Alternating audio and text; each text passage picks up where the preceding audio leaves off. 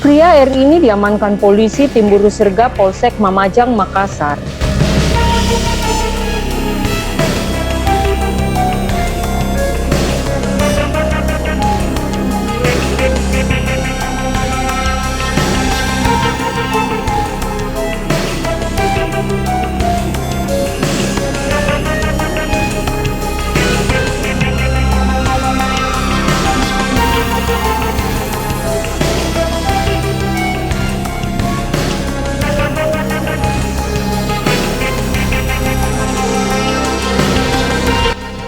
Dia nyaris menjadi sasaran keroyokan warga di Jalan Badak, Makassar, lantaran tiba-tiba saja pelaku mengamuk pada warga sekitar tanpa alasan yang jelas.